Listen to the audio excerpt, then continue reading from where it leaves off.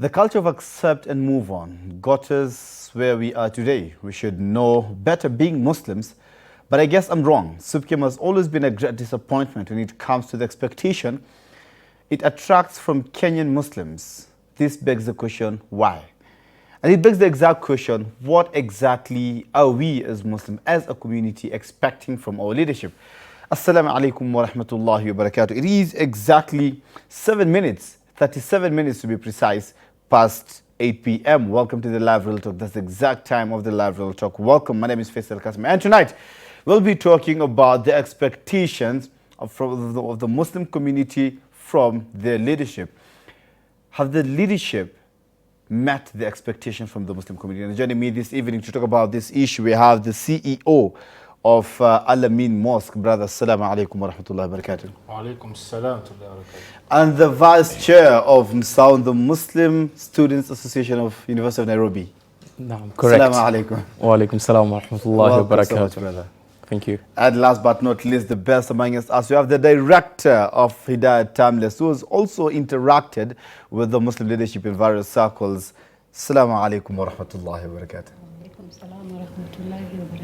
Welcome, gentlemen and lady. Welcome so much to, it's a pleasure to have you in this forum this evening. And I'm going to start with you, Hamza, Ms. Riziki Ahmed.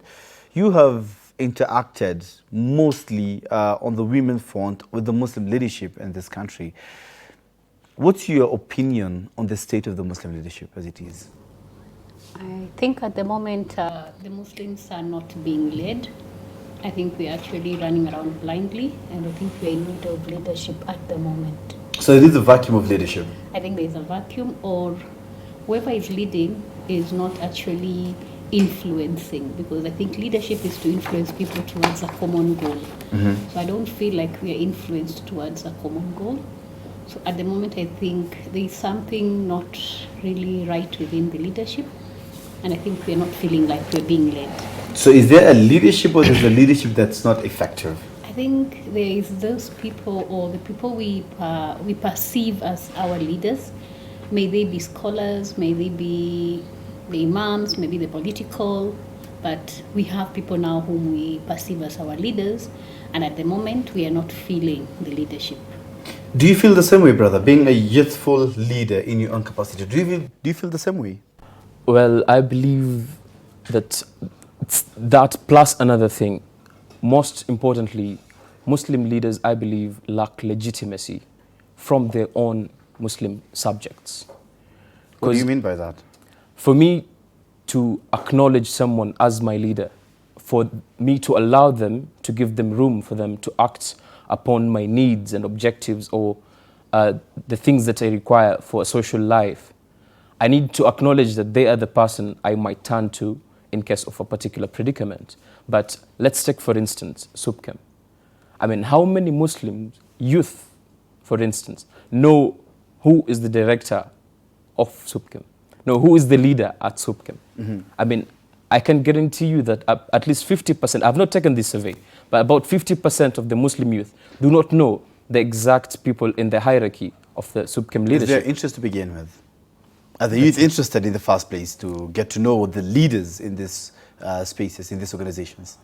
Well, it's hard to tell, because for there to be interest, you need to know about something. So do they know that there is this umbrella body called SUPKEM? And if it is there, what is its purpose? Personally, I have interacted once or twice with SUPKEM. And on paper, yes, they put Islamic, the Muslims' desires and the Muslims' needs on the forefront. But do the Muslims know that there are people out there calling themselves SUPKEM, fighting for the Muslim right? So if I'm understanding you, then you mean that there is an organization, there is leadership that are trying to be there for the Muslim community, but on the other hand, the Muslims themselves are not coming out to show interest. I won't say it's partly both sides, because there's a lack of communication, connection, and cooperation between the two, the subject and the ruler. It's, for example, a king who will be simply just authoritative and just giving out orders for the subjects, but then will not appear in the public. You see, there is a gap, a connection gap. How then would you know exactly? Let me put you into this particular setting so that you can understand me better. As a student leader in the University of Nairobi, we have particular challenges. Okay. From seeking for funds to the most critical one. Okay. We lack a place to pray. Okay. They call themselves the premier university in Kenya, the University of Nairobi. The Muslim students there do not have a place to pray.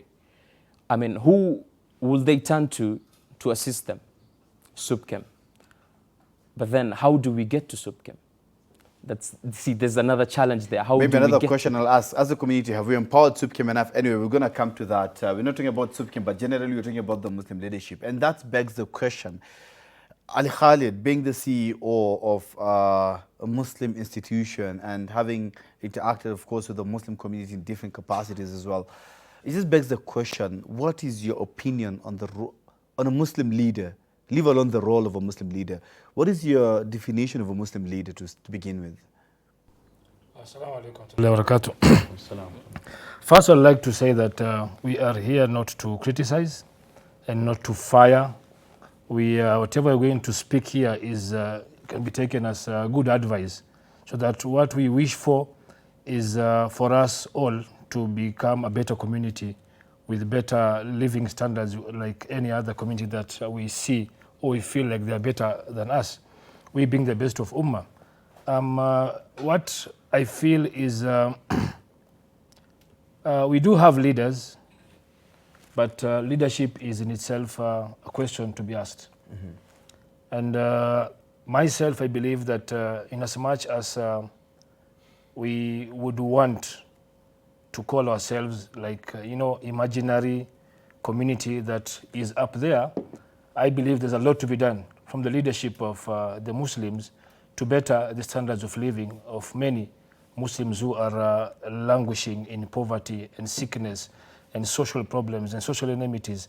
I believe that there's much more that should be done to be able to articulate the problems that the Ummah is facing and tackle them with a very positive and constructional intake from the leadership of this country, that is being the Muslims.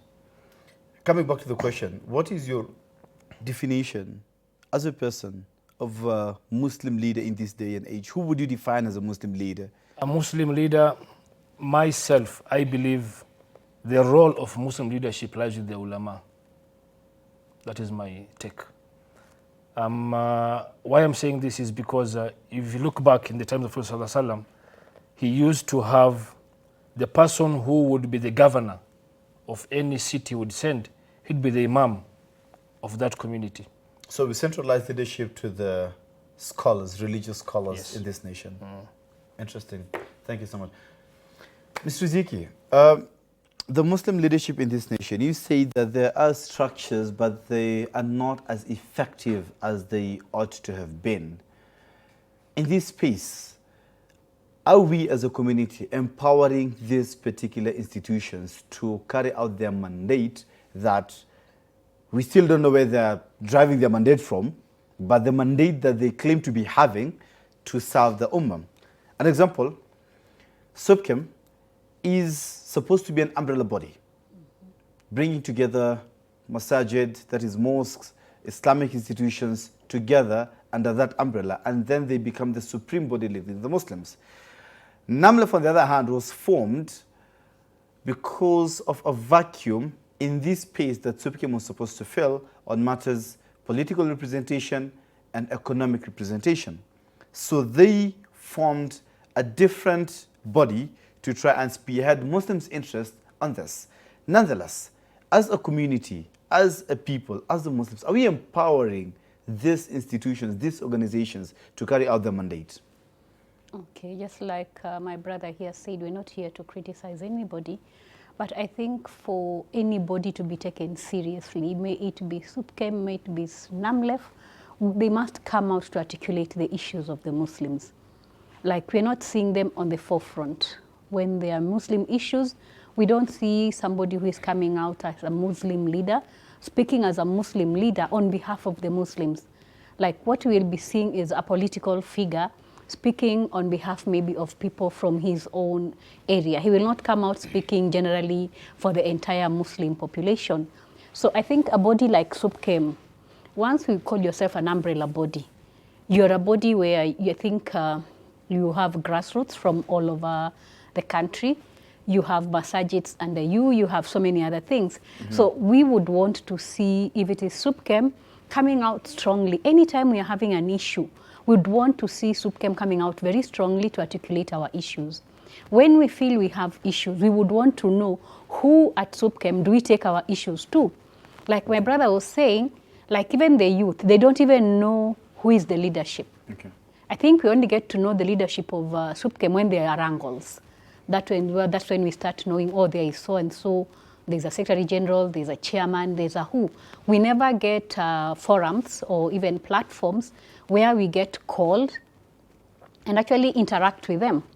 Like whoever is maybe Nairobi branch or the national youth chairman, does he ever call the youth? When did he last call the university students and have a chat with them? Does he know what they want? Do we have anybody who is there for the women needs? Who talks for the women? Okay. I don't know who is the person who talks for the women in that body. And I've always felt like that body is not for women. It's a men's only umbrella body. So are Muslim women Muslim? Are they represented? I don't understand. I don't know. The representation, so must you be there for you to be represented, or your views can as well be represented by other? My views as a woman cannot be represented as well as another woman would have done it. I don't think women need to get a platform where they can also air their views. Okay. Like, okay, we don't need to be there physically, but can we at least be given, okay, where are we even taking those issues? Do we even know where?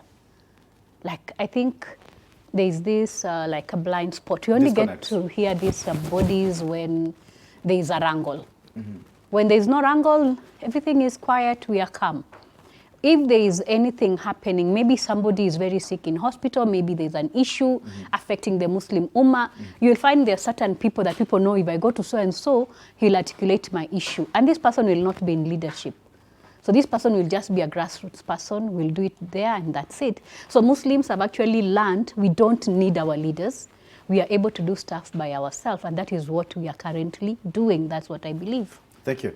Brother, being a youth leader in Sawan, and you say that you've had for the longest time issues with the prayer place. Have you approached the Muslim leaders? You have SUPKEM, you have Jamia Mosque, you have Namlef, you have a lot of other institutions. Have you approached them? You said you've interacted with SUPKEM twice, but again, there are other Muslim outfits. There is Namlef, there is Jamia Mosque, there is Council of Imams and Preachers of Kenya, there is Council of Ulama.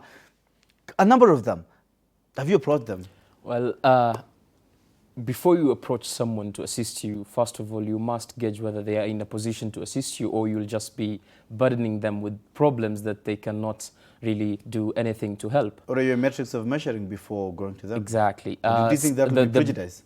The exact predicament that we're facing regarding a place to pray is to do with a land to set up a structure. The land, for the convenience of the university, has to come from the university premises. So it's a matter between the university itself and the students. So there comes in university politics and religious politics in the university. So for someone to intervene in such an arrangement, there has to be someone with true leadership potential and true leadership power. I mean, this is Kenya. How would you define that? This is Kenya. You need influence for us to be given the authorization. Yes, the protocol says that we just need to write a letter to the chain of command in the university, then you will be briefed as to whether or not it is viable. We have, for the past 5 years, been sending numerous letters to the university, but to no response. Have you included maybe that begs the question, have you included the Muslim leadership? And if yes, then to what capacity? We have Jamia Mosque, I've just mentioned but a few. Jamia Mosque, SUPKEM, CIPK, Namlef, quite a number of them. As a matter of fact, not mentioning names, one of the members of Jamia Mosque is a lecturer at the university. Not just a lecturer, even a chaplain has a very great connection to Jamia Mosque. And believe me, we are trying day and night to try and spearhead to see, hopefully we might get salvation. So and have we you might formally written to Jamia Mosque? And Okay, that's the formally question. to Jamia Are we Mosque. empowering these institutions? For as much as we might want to look at them and actually criticize them positively, are we, again, as a community, empowering these institutions and giving them our problems and empowering them for them to solve these issues for us? Are we giving them the opportunity? Or are we just sitting down and based on past events that these people cannot solve our problems? So have you written to Jamia Mosque or Supkem or Namlef formally to sit formally, with them? I will say here, formally, no, we have not written to these specific organizations. Partly because we feel that they might not be in a better position, rather in comparison to, let's say, someone in a political space. Yeah, in a political space, which at this particular moment, we are still trying to find various people who will try to link us up to some top political people who might listen to our issues and try to influence some few things here and there to help us get what we need. Thank you so much for preempting that. And Brother Ali Khalid, the last statement that he just came up with preempted the next part of this discussion that I want you to talk about, the Muslim political leadership. Do you think it has been effective? Looking at it, there are some Muslim leaders who actually vied for those seats on the grounds that they were Muslims, and we voted in them so as to increase the number of Muslim legislators in those chambers. Have they been up to the task of Muslim representation in these houses, both the Senate and the National Assembly? Now, at some point they have, at some point they failed. And the reality is, you see, the problem we have is we take the political elite as our leaders. And the problem you have in this country, if you see the politics every day there's news, there's nothing good that's coming from these people. Most of them is just abuse and abuse. There's nothing, this is what our youth take as their leaders. And every day you hear about the leadership, or the political leadership, with the issues of corruption, issues of abuse, issues of, so there's some things you even ask yourself, are these people sane to discuss such issues? So the problem we have as a community for us is we've neglected the leadership that I have mentioned before. The leadership of the ulama. We've taken our leaders to be the political leaders. In fact, they themselves should take advice from the religious leaders on matters that are affecting themselves and affecting the ummah. We today have taken our leaders to be people who have money. If you have money, you are my leader.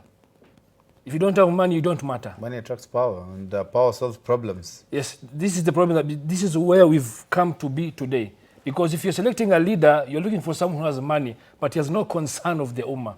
This is someone who has insurance. This is someone who does not even take a matatu to go to work. This is someone who has not seen hunger. This is someone who has not seen someone die at home. These are people who don't relate to whatever the ummah is going through. So how do you expect them to have solutions for you? Because you voted them in, and it's their mandate to help us as a The same question comes to this brother. You're asking him, why has he approached? Is he to approach, or are they to approach them? Who's serving who? Are they serving us, or are you serving them? Different styles of leadership, brother. Who's the boss? Are we the bosses? Are they the bosses? They are the bosses. Are they there? They are the leaders. Are they there? They are the leaders. Are They We are not supposed to are the leaders. Are You follow they them on there request. to serve us, or are you to serve them? They are there to Who's serve to you. approach who? Yes, that is the thing. You see, if you sit in your office every day, look at the elite of leadership, where Umar would walk around the town to see if there's someone, and he sees someone, a lady complaining and saying, she's boiling some stones for the kids to eat. And he said, yeah, subhanAllah, Allah is going to ask me about these people. This is what they used to do. They used to carry food at night and supply to the people. They used to want to know. Look at the hadith of the Prophet ﷺ. When they had a loud bang outside Makkah, and the Sahabas would want to run, then they saw him coming back. They said, everything is fine. These are the elite of leadership. So how do you expect, if you're putting a leadership of someone who does not understand your problems? and might not want to know. Might What? not want to Yes, know. I'm saying might, because I cannot be too judgmental and say they don't care. Exactly, Maybe but they the- do care, but at the same time, they need to offer solutions to whatever things that we're going through. Just like what our sister said. Today, if I have a problem, I'll also now want to add two organizations of the Muslims. The Kenya Medical Practitioners, Muslim Medical Muslims. Practitioners. Yes, Kenya lawyer, something Yeah. Muslims. What is their mandate? How do they help us? We have issues of hijab. Who do we go to? Do we go to Parliament? Do we go to Subkem? Do we come to Jamia? Do we go to Lawyer Ali? Do we go to this? What are they, whom are they serving? With all fairness, I think there are different styles of leadership. With all fairness, there are different styles of leadership. There is servant leadership where the leader comes to you, and that's what we've seen in our beautiful religion of Islam from the righteous predecessors. And there is the other kind of leadership where we approach those leaders. We want, So if you're looking at, what we if you're want- looking at when a we say leader, Muslim if you're looking leaders, at, if you're looking we at, want the So when you best. say- if you're looking at the leader of Jamia Mosque who's supposed to be serving the Muslim community, will he start moving around every single night to all the Muslims? Wouldn't it be easier if we could take the initiative and approach him and tell him, Mzee, these are our problems and we want you to help No. us? Is it will he or should he? Should he do that? Should we do that? Should When we, we should use we the do word- that? If When you you use take the word position Muslim- of leadership, you should know what is at stake. Yes. What you're supposed to do. If you don't know what you're supposed to do, then don't take the leadership. Aye. Because the Prophet ﷺ, a time came, the Sahabas came and they saw, he came in and saw the Prophet ﷺ and two people. He said, these people, they were asking for leadership positions. He said, do not give leadership to whoever wants the leadership. Good. It is given to who deserves the leadership. Excellent. The members of those institutions voted them in. Some of them, they didn't want those positions. I like what he said when there was a loud bang, when the Sahabas came out, when they just saw Rasul Sallallahu Alaihi Wasallam coming back, they knew their problems had been solved. So who was the first one to reach the bang? Rasul. So why are you asking us to come? These people need to come back down to the people I just say, that they are different styles of leading. leadership. So can we go Different to styles the of once, leadership. then the minute we use the word Muslim, Yes. can we lead like Muslims? Can we have, the minute we say, in fact, I don't have a problem with the political leadership. Yes. They were not voted in there on the grounds of Muslim. I don't know that. Some of them wanted to Some represent of the them, Muslims. but did they come and tell us, give me the mandate to be the MP of this area as a Muslim from my Muslim brothers, that I am asking this from only you guys, because I'm going to be there as a Muslim. We are not very sure about that. But the minute you're calling yourself maybe an umbrella body, a Muslim umbrella body, national Muslim, anytime you're using the word Muslim, I think we need to see that Islam in you. Interesting. I'm told there's a phone call, but I'm going to hold you on that thought because there is a phone call coming in. Horizon TV, hello. Horizon TV, hello. Hello, Horizon. Hello, assalamu alaikum wa rahmatullahi wa barakatuh. Wa alaikum assalam wa rahmatullahi wa barakatuh. What's your name and where are you calling us from? My name is Fatuma Yassin. Fatuma Mama Yassin, yes. Maha. Fatuma Yassin, where are you I'm calling us from? From Kisumu. Yes. And I wanted to support my sheikh there Yeah. and the leader of Islam. Yeah. And I wanted to tell them that, okay, all these leaders of Muslims who have taken the leadership, let them not forget that they have taken amana. Okay. And we are not supposed to go and tell them. They are the ones to go around and find out what the problems Muslims are having. Okay. Like here in Kisumu, people are suffering through getting identity cards, like Muslims getting identity cards. They are being told to bring their grandparents' birth certificate and the rest. And most of the Christians are told just to bring baptism card and they are getting everything. Okay. Okay, most of them most fear, they don't have even cathedrals. Okay, we have orphanage. Like me, I'm the chair lady who is running an orphanage center. We are really struggling. In fact, last week I was in Jamia Mosque Okay. and I told them about the katifa. They are giving me, write a letter, you see, those things they are supposed to do it themselves and go around and Okay. elect some youth and go around and find out where problems are. Or we were raising money for Marsabit. Okay. Why do we wait for something to happen and then we start contributing? We should do protection because we are told prevention is better than cure. Okay. Thank you so much. Thank you so much, Fatma Hassan. Ryan, I'm going to take the final comment from you before you go on a very short break, please.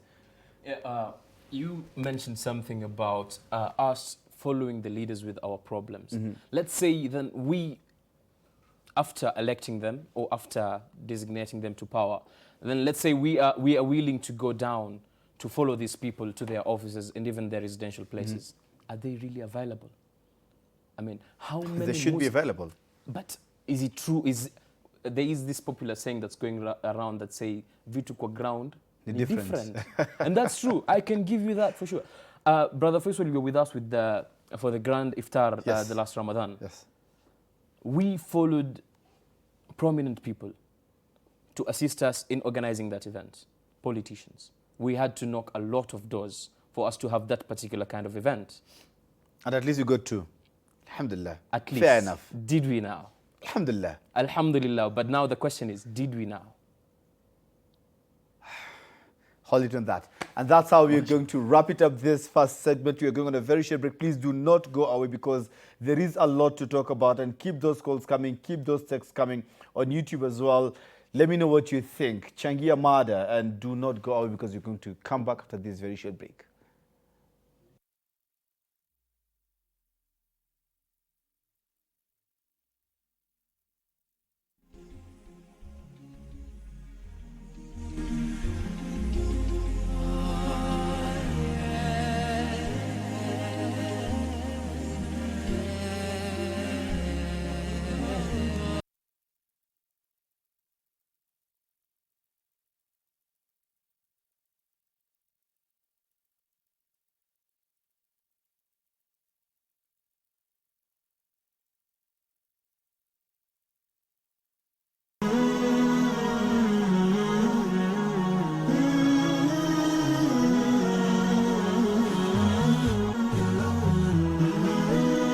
Horizon TV, kurunzi ya taifa.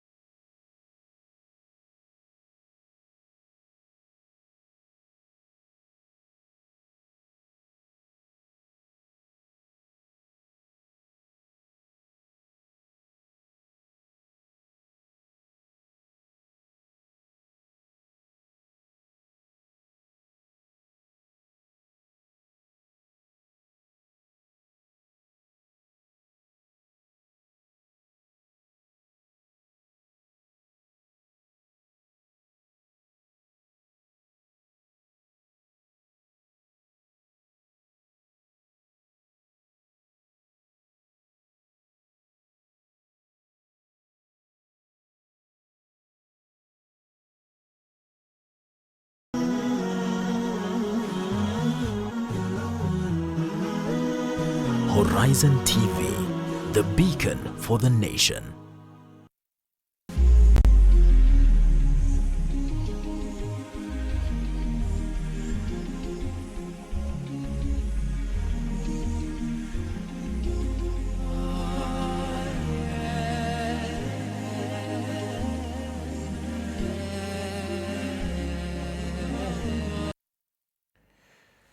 Welcome back. More videos on YouTube says you no longer have Muslim leaders. What you have today are political or quote-unquote tumbocrats who coincidentally happen to profess the Islamic faith.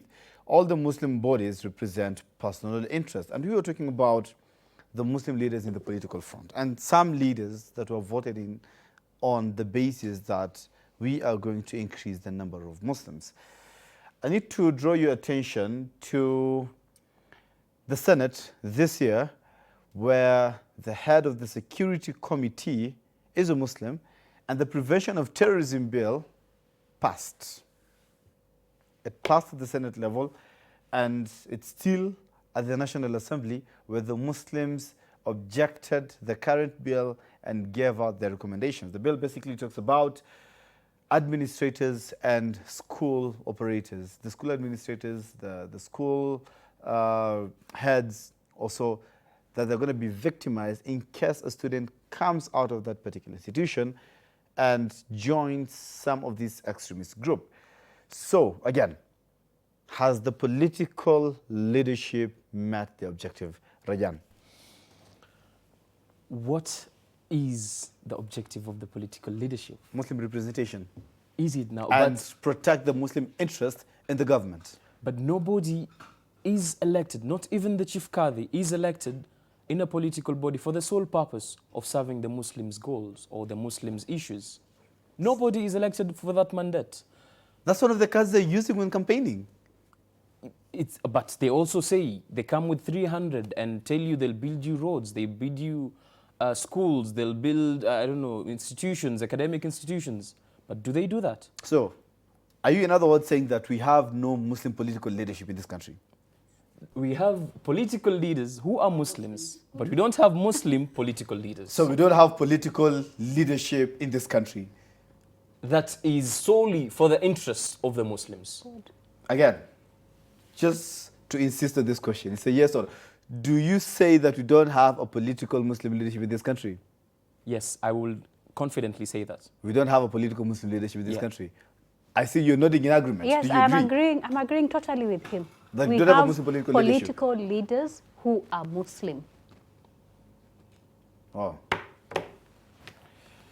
Honorable Aden Duale, this is an open invite. Please, on the set next week, can we make it a date, Tafadali? Next week I'm having Major Twali Mbarak, so please let's make it the other week. We need to have you on the set, and you need to respond to some of this, inshallah. And Abdul Samad Sharif Nasser, please, Kariboni on the set. Let's talk about this. Brother, you're saying something? Yeah, the political leaders, they're all there to serve political interest. And the political interest could, one, be personal political interest, party politics also come in play, and economics.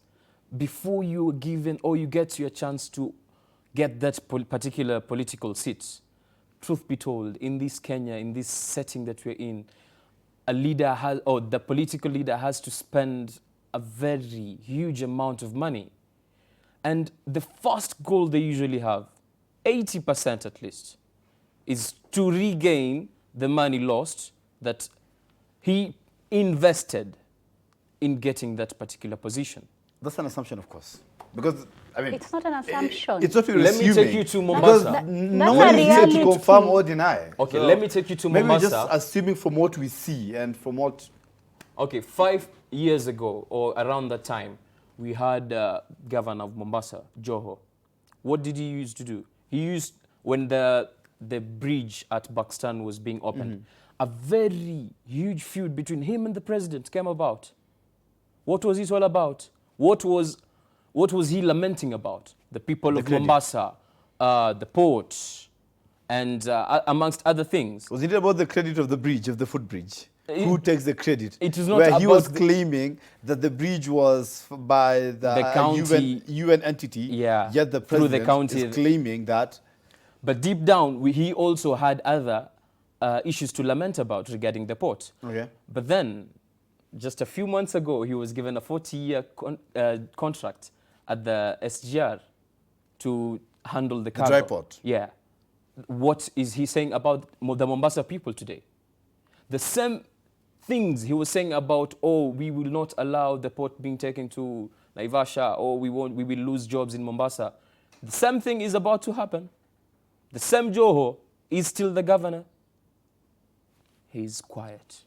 Abdul Swamad at least has some, at least he shows efforts, I don't know, in joining the people in the demonstrations. Was it the same governor, the one who led a delegation that met C.S. Matiang'i in Nairobi a few weeks ago, actually, it was just last month, to talk about and negotiate with the government and say that they are negotiating with the government about that? I think we need to agree with what he said. Anytime we are having an election, you must have money and you must give us something. If you come and you're talking to people, mkono mtupu, nobody wants to I think listen Mas is a to very you. strong one, because look at the youngest MP. So the in Ementi. youngest MP in Ementi, out of how many? 0.01%, right? The rest, they have to give out money. So they have to make back this money before the 5 years is over. So at times, I don't even blame them, because what they did, they spend all their money. It's an investment. So once I invest, I must earn it back. And they have to earn it back before 5 years. And Wow. it's not easy earning it back. So until we, the people who are being led, change our mindsets and decide we are going to elect people based on what we feel they are capable of doing, based on their characters, then we are going to have a way forward.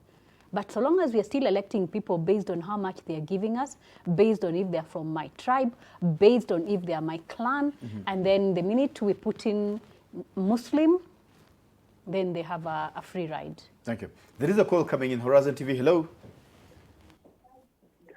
Horizon TV, hello. Hello, I'm Horizon TV, speaking hello. from Rumuruti. Are we still, is he still on the line? Horizon TV, hello. Yeah, I'm speaking from Rumuruti, Laikipia County. Yes. Yes, from Laikipia County. Yes, brother. Karibu. Now I'm hearing what you are talking about the Muslim leaders. Okay. And here in Kenya, Uh-huh. in a Christian and Muslim country, Okay. and you cannot have a Muslim leader Yeah. who only serves Muslims. True. That leader has been elected by Christians and Muslims, Uh-huh. and he serves all the people. Okay. And we know Kenya, we have a lot of, we have so many things that. I think we have lost him, but again, he was talking about the state of the cosmopolitan state that we are having, despite having the Muslim leaders, that my panelists here strongly disagree that you don't have Muslim political leaders. And I believe that we might be having a caucus. I suspect, highly suspect, that we might be having a Muslim caucus in the National Assembly. Anyway, that's going to be confirmed when you have Honorable Aden Duale in this. My take on the issue of Muslim political leadership, like I said first, what is their mandate? When they hold the Quran and say, I take an oath to protect the Constitution of Kenya and serve the people of who elected them. So the fact that they're holding a Quran does not make them become saints or become ustad or become anything. They just take an oath to serve the office. The office can serve anything which is within the Constitution of Kenya. So we go to them to assist in our issues. They can choose to or not to, because they are not being chosen with the mandate of them being Muslims. But guys, with all honesty, wasn't the same leader of majority Aden Duale and his Kwale counterpart Khatib Moshetani, he's a member of parliament from one of the constituencies in Kwale, weren't they the one who strongly represented the Muslim voice in the marriage bill. But again, we're going to talk about that after this phone call, because there is a phone call that I'm being nagged. Maybe the brother from Laikipia County is back. Horizon TV, hello. Hello. Hello, hello Horizon TV. Hello, I hear you. Yes, karibu sana kwenye kipindi. What's your name? Where are you calling us from? My name is Abdi Hussein. Yes, brother Abdi Hussein. And I'm calling you from Marsabit County. From Marsabit County? Yeah. Karibu sana. Alafu ningependa kusema yes. Mashallah leo mada imeniinteresa sana kwa sababu ni ile tu nimesikia kwa kutuba. Na ningetaka kusema hivi. Yes. Kwa sababu tuko na leaders ya Waislamu. Nichukue for example Adan Duale, majority leader. Okay. Yes, like other sheikhs have said, that he has been elected by both Muslim and non-Muslim. Yes. And he has to do his role for both of them. But ningependa sana saidi tu amepata hiyo kiti, saidi tuko na opportunity. Muislamu amekalia hiyo kiti kwa parliament ya Kenya. At least angeraise tu agenda moja ama mbili yenye itasaidia umma ya Waislamu kwa hii Kenya kuhusu mambo mingi. Vile yule mama wa kwanza alisema mwenye amepiga kutoka Kisumu, naam. Angetoa tu maoni ama mada wajadiliane, at least kama ingepitishwa ingie kwa sheria na iweze kusaidia raia wa Kenya, hasa Waislamu masha. Okay. At least inshallah tungesema tungefurahia sana. Alafu tunge appreciate pia inshallah sisi kama Waislamu. Yeah. Tuseme at least tuko na mada moja ama agenda moja ama mbili iko katika sheria ya Kenya yenye inasaidia Waislamu. Shukran sana brother Abdi Hussein. Baadaye anaweza pata thawabu kwa Mungu. Asante sana. Shukran sana brother Abdi Hussein. Inshallah. Guys, goes back to my question. Abdi Hussein just further echoed my sentiments. These are more or less the same people. Yes, despite them representing their respective constituencies, they are still representing the Muslim interest in those houses and pushing for Muslim ideas. Let me say this. Number one, as Muslims, we're not asking for favors. Even if we had 100% non-Muslim MPs in parliament, we still demand for what is rightfully ours as Kenyans. So the fact that they are in the office should not be a reason why we should get, it's not a favor we're asking. As citizens of this country, paying tax and everything, if we feel like there's something which we need from the government, it should be given to us without the conditions of a Muslim majority leader, a Muslim MP, a Muslim this, a Muslim that. No. There's freedom of worship in Kenya. If you feel that there's anything which is on our end that we need the government to tackle, it is not a favor we have to go through anyone, no. We should be knowing the procedures put in place for us to be able to get whatever is rightfully ours from any end. Wow. Interesting. Sorry, before I welcome you, need to pay your bills. We need to pay this bill and we are going to be back. Just do not go away because quite a lot to talk about. I mean, don't go away.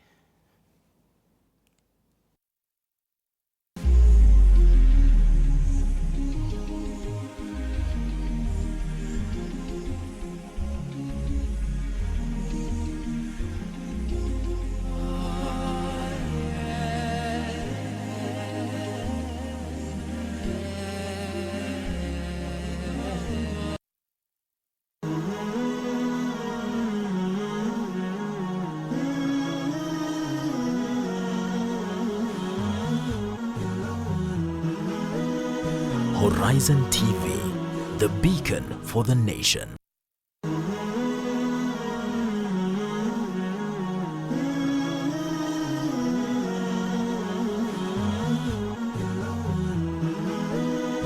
Horizon TV, the beacon for the nation.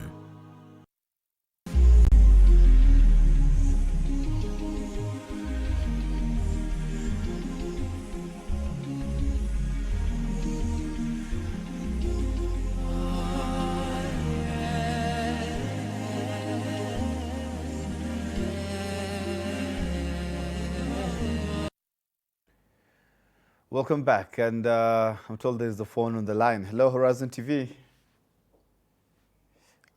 We've lost him, unfortunately. Moving on. Let's talk about matters education. What education and the Muslim community has been, the integration.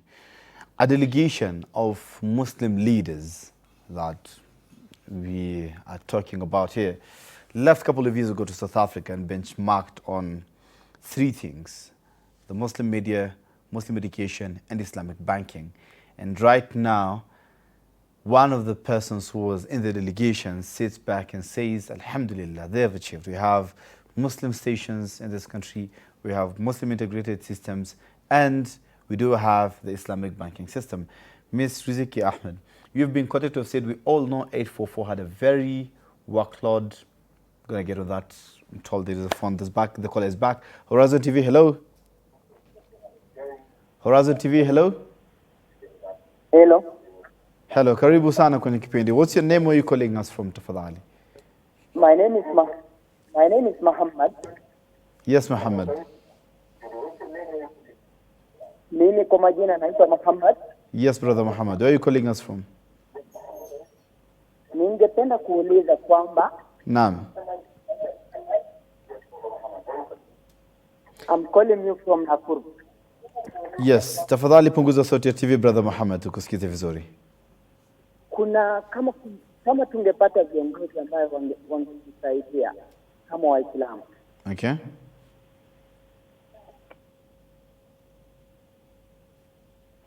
Brother Muhammad, I'm listening. Kwa sababu kama unakumbuka kuna siku kwamba tumepata kuna kile walifunza watoto juu ya I think the phone is bringing problems. Brother Muhammad, tafadhali punguza sauti ya TV when you're calling us back, and then tutazungumza zaidi. We all know that 844 had a very heavy workload, and having integrated schools increases the load. So educationists need to come in and advise on how integration can have a lower workload and still work. We're having the CBC, the competence-based curriculum. You are an educationist. You have served in the education sector for some time, and you've been quoted to say this. In your capacity, what have you done as an educationist in your capacity? And do you think the Muslim leadership have done enough to integrate the Islamic system with the CBC curriculum to have what you're trying to say here? For me, I believe the day we will have an integrated system is when I'll be able to take my child to an integrated school, and my child will not need to go to madrasa. In that my child will get the Islamic knowledge my child needs. By the time my child is leaving that school, my child can have done hifdhi of certain surahs. My son is already well equipped with their deen until maybe they are reaching their form 4. Now that to me will be what we'll call an integrated system. Okay. But so long as my child will go to school and still go for madrasa, then for me it's not yet totally integrated. And when we looked at 844 system, I think there was too much pressure that was being put onto the same student. And then we are also trying to also have this child also study Islamic subjects on the side. We want this same child to do Quran and Hadith and everything. And then with this other heavy load of 844. And we knew it had a lot of pressure. Yes. So I think the new system now, the curriculum that is now in, the competency-based, we are hoping that maybe it will now be able to work in a way that this integration can now come in a better way. So that is what is my taking. And then the minute we use the word integrated, yes, we really need to integrate. Interesting. I'm going to ask you to hold on that because there is a phone as well. A call is on the line. Horizon TV, hello. Horizon TV, hello. Hello, assalamu alaikum wa rahmatullahi wa barakatuh. Wa alaikum assalam wa rahmatullahi wa barakatuh. Okay, it is Fatuma again calling from Kisumu. Yes, Fatuma Yasin. Ningependa kumsupport hiyo kaka yangu vile alisema by the end of the day. Yes. We are not supposed to be asking for favor. It is our right to get. Okay, we are taxpayers and we are Muslims and we are Kenyans. I think our leaders were to waamke. How many university Muslims do we have in Kenya? Okay. Okay, watembee kila mahali Kisumu Nairobi, Naikuru, everywhere. Okay. Come out as Muslim, face government. Waambie government, okay, mko na universities zenu. Na sisi tuna university gani ya takfir ya Quran. Okay? We are not Al-Shabaab. So they're taking Muslims in a bad way. Okay. We are not okay, and even the Al-Shabaab, they are fighting for their rights. We don't know what their rights they are fighting for. But sisi Waislamu tunataka tupewe haki zetu kama Waislamu katika Kenya. Wao leaders wetu waamke. Sisi Waislamu ni milioni ngapi tuko katika Kenya, unaona? Waamke. Sisi tuko nyuma yao. Waende kila town, waone kila mtu. Kuna watu wanaweza kuparticipate hata land. Government wakuja vile wanawafanyia wengine harambee. Sisi pia watufanyie harambee na ni pesa zetu. Sisi wa Kenya pia Islamu tu participate. Thank you so much. Shukran, jazakallah. Thank you so much. Thanks so much, Sister Yasmin. Jazakallah khair.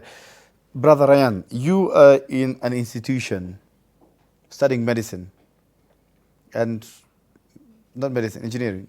Not engineering, anthropology. Anthropology. My goodness, I thought medicine. I don't know.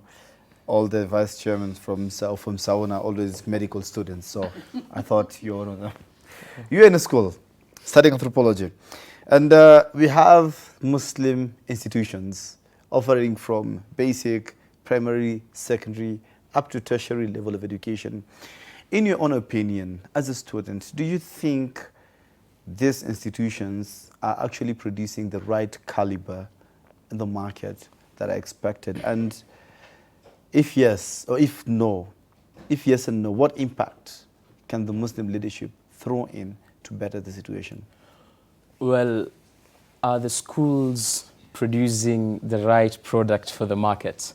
Professionally speaking, I believe the institutions are very competent. Looking at, for instance, at the primary level, schools like Sheikh Zayed in Mombasa, they've performed well. In the KCPE level, yes, there is this notion of the integrated part of it, but that's another question in itself, whether is it truly integrated or not. But looking at whether or not the material, the cream that comes out from these schools, these Islamic schools as they call themselves, I believe it is professionally competent. And given that they are coming from these integrated schools, I believe we should be asking a question, are they more competent since they have received an integrated form of education than the one who has come from a simple conventional system of education? I mean, that should be the question. You shouldn't ask me whether I'm fit to work in this setting because I'm from this integrated setting. Am I more competent than the person who has gone through a conventional system? So you think the Muslim leaders have succeeded in bringing in the integration and instilling in this Muslim institutions? I say that the institutions are doing a very good job. That's what I'm saying. So do you think... But not the integration part of it. Not the integration part of it. Professionally, yes. Intellectually, yes. But the integration part, as Muslims, we need to look at the social life because that is part and parcel of our integrated studies in the Islamic studies. You cannot, a good Muslim first looks at the moral behavior. So an integrated system should also consider this. Now, do they? I mean, why then are we calling for an integrated system here if we look at the history of education in Kenya? So the Muslim leaders should evaluate and re-evaluate the integration that they have brought. Yes. And to some extent, I believe we as Muslims have been tumehadaiwa. Because if you look at the history of education in Kenya, schools like Dr. Agri, which were set up by the colonialists, they all came to set up schools in Kenya, the inland part. But when they went to Mombasa, the coast, they were met by a challenge, and it being that the coastal people were not illiterate. They were literate, and they were literate because they could read and write Arabic, or rather Swahili text in an Arabic text. So they already have a system of education. And the colonialists used the madrasas to integrate the new system of education, the secular system of education, and that is how we came to have the education schools in Kenya, in Mombasa. Wow. Like Arab Boys, now Wow. Serani. Yes. They were all formed using this system. So did we lay back and forgo our traditions? Or were we deceived by those who brought us the secular education? That's a question to the Muslim community. Thank you. Hold that, Ali Khalid. I'd love you to talk as you're giving your parting shot, because I'm being stressed on my ear that we need to end this. Now, my parting shot would be, we appreciate what everybody is doing. We are not here to evaluate persons or institutions. They could be doing their own things behind there that only Allah knows what they do best. What we want for them is information. Information is power. We need structures laid down. We need our problems to be, in fact, my disappointment is we did not discuss the issue of medical issue in Kenya. It has become a major problem. We don't have, I mean, it's like every day there is issues about medical. Right now I received a bill of someone who's in hospital for 310,000 shillings. There's a lot of exploitation. We need to have, not only for the Muslims leadership, but as we are appealing to the government to look into the issue of medical bills. There's a big problem with the medical institutions. People are dying. We have an HIF, we don't even know what it does. My challenge would be to the Muslim leadership, they need to go into these institutions and know the policies. Tell us what the policies are. If they need amendment of policies, let there be amendments of policies. We have problems down here that we feel like the leadership is silent about. Wow. Okay. So we need them to know we have problems. They need to know our problem. They need to have structures laid down, not only for them in office, but they need to have short-term plans, long-term plans. They need to know that we as Muslims, we as Kenyans in this country, we have problems, and they need to find solution to these problems. Thank you. Thank you. Let me finish with this. Structures yes, will be important for them to have structures, because structures will not serve personalities. They'll serve the system. The system needs to be right. If I have a problem, I need to know this is the system I need to follow to get assistance. If someone is in hospital, they don't, we went to Kenyatta Hospital, someone was saying, I have a bill of 1,500. I am detained in this hospital. Why would someone be detained to earn more money from him? Tomorrow it's 3,000, 4,500. Is there a system that can help such a person? Is it there we don't know about? Is someone somewhere trying to hide something from people to be able to get something from this? So we need to have an overhaul of problems that people are facing and structures laid down to be able to assist not only the rich, but the majority of the poor. Thank you. Brother Ryan, 5 seconds. Parting shot. 5 seconds. Parting shot. Well, I think there is a gap, and as Muslims going forward, we need to understand that we are faced by different problems, political, social, and even economic problems. We need to find a way in the Muslim leadership. There are various segments, the political leaders, the ulama, even the various institutions, the umbrella bodies. Let's find synchrony. Let's keep our house in order first. Let's understand each other, cooperate, and share information between these particular groups so that we can actually get to understand how things are on the ground and how to solve them to better help the Muslim community. Vertical ground is different, yeah? Kabisa. Mom, 5 seconds, please. I would just like to say, like he said, we need to have those structures in place. Yes. We need the information because, like, when we talk about so many things, like when he's talking about the medical bills, the school fees, the what, we don't know where to start. We actually feel we have a disconnect between us and whoever we are calling the leaders. Like, we need to have that gap now sort of breached. It should be less, and they need to come also to us. We don't need to run to them. And a leader should always influence, and a leader should come to the people he's leading, and a leader should be a servant at all times. Servant leadership. Thank you so much. And I'm going to give my ticket to slumber as the credits will be playing, because you have no time to take the ticket to the slumber and then the credits to be played. So because of time, I'm going to give you my ticket to slumberland as the credits will be playing. Leadership is sweet, and so is power. Can you imagine the power of you standing and controlling a mass, or you holding a mic and everybody is cheering and to you? It's quite sweet. The influence that you might have when everyone wants to go right, but again, because of your influence and you want to go left, then everyone will change their direction, whether they want it or they like it or they don't, and move left with you. It is quite sweet. Nonetheless, it's very important to understand, as it has been said here, that power or leadership is a trust. It is in a manner. And one day, you're going to be accountable for it. So remember, whatever you do today, tomorrow, or the day after, one day you'll be accountable. And that's my ticket to slumber. Thank you so much for keeping us company. Next week, same place, same time. I've been your host, Kassim. Assalamu alaikum wa rahmatullahi wa barakatuh. Thanks so much, guys. Assalamu alaikum. Thank you so much. Asante sana. Mom, assalamu alaikum.